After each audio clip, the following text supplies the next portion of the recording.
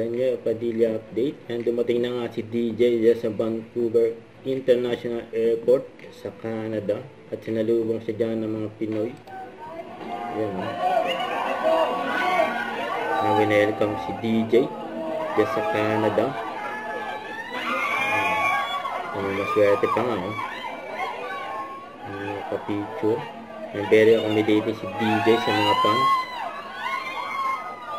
Tuwan-tuwa si Nana yun. Ang mukha ni DJ.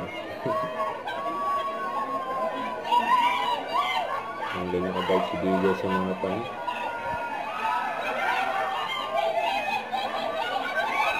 May pagkamayan pa si DJ yun. Excited na sila sa show. Sa ASAP, Vancouver, sa Canada.